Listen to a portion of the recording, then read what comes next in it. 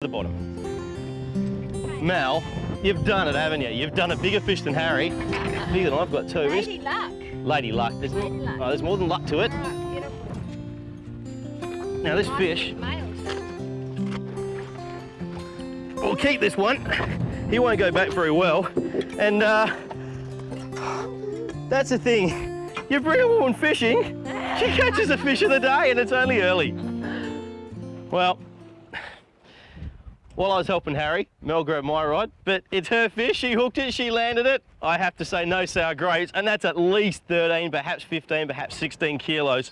What a jewfish to get us underway. There's plenty more to come. But that one, that's going home for dinner.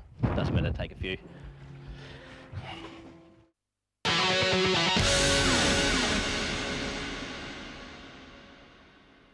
Most boaties in WA prize our unique jewfish very highly. They live in deep reefy areas during most of the year and often shelter in caves, but experts say weedy, broken ground is best. They're usually loners to some degree, but you can regularly find patches of them. Although the minimum legal length of 50 centimetres is attained at around 6 or 7 years of age, jewies actually mature at 3 or 4. Male jewfish can live to 36 years and the female's 29. Spawning peaks between January and February when water temperatures are highest, and jewfish gather around the inshore reefs in depths of around 20 metres, where they feed on juvenile crays mainly. That's why at this time it's best to either not fish for them or just fish sensibly and take only 1 or 2 each trip between you. This way, the stocks are preserved for the future. Now, you remember before I was telling you about a suck? I'm getting one. Always keep your lure on the bottom. If it's coming off, just drag it through. He grabbed it, but I missed him. Just let it go back, let it go back. I feel a suck. Don't strike too hard. Yep, I got him. That's a jewie, right there. On the lure. I knew it'd work if I made that modification. Oh, come on, get off the bottom. Off the bottom, off the bottom, come on. Get off the coral, come on, up you come. Up you come. Now, I tend to fight fish like this at first because I just want control with my right arm underneath. Come on, come on, come on, come on. It's good fish, this one too. Now start some short strokes to try and just break your spirit here. It's good fish.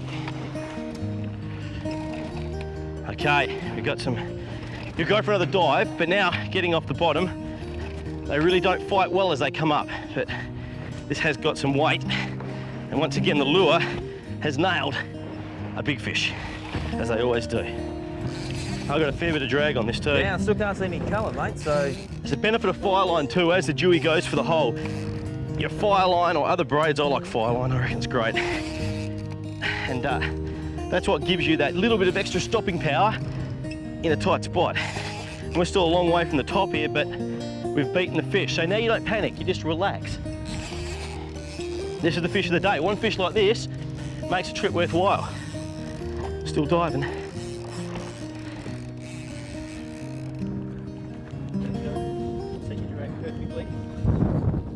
Got some colour and got colour a long way down. Yeah, you do. So it's a good fish. Oh, he's big. Oh, Well, it could be a female because yeah. just having a chat to Steve the skipper, and he was telling me how he's noticed that the jewfish fight differently. Females have longer surges, males get their head down and really bang, bang, bang. This was lots of runs, so it's probably a female. We'll see if the skipper knows his stuff. Yeah, we'll find out. It's coming up now, It's mate. a good fish. Oh, yeah.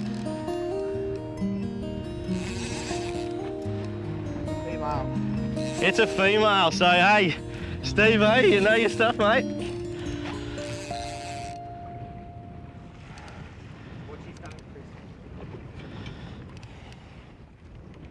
Fantastic. Woohoo! And here we go, I'll show you that. Come down and have a look at my little creation. I said while I was fighting it, I've changed things, and what I've done, I saw them taking the ocky, so I got my jig, I put the ocky through that hook there, and I got a dropper loop, tied a smaller hook, and looped it through my eye, and just looped the squid on there. And that just kept it in place. I wasn't gonna hook one here, I was always gonna hook it on that end.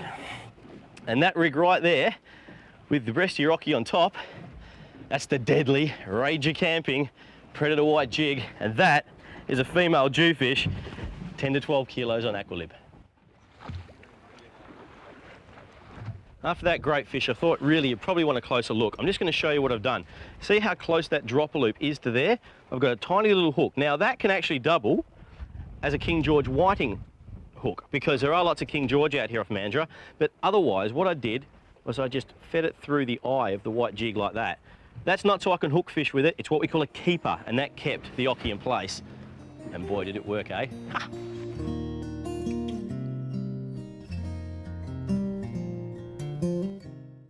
Steve, you guys have been working this charter for a long time, Aqualib. What makes you different from other charters? What makes us different? Well, I reckon what makes us different is the love and care we have for the ocean. And you can very easily overfish a spot. Sure. Go there too many times, take too many fish, and the fish won't come back again. So we've got 4,000 spots now. 4,000 spots? 4,000 spots, guaranteed spots that the fish are there, but they aren't always hungry. Of course. You can't guarantee the fish are going to bite. No, that's right. But you reckon that most times you turn up, A, the fish are going to be there at least, and B, you haven't fished it for how long between fishes? At least probably 6 months minimum. Really? Yeah. Well, there you go. A lot of people think charters really rape and pillage the ocean. Yes, I'm sure there's some that are, but really here on Aqualib, it's not going to happen, and that's why you've got a much greater chance of actually catching a good fish to take home with you.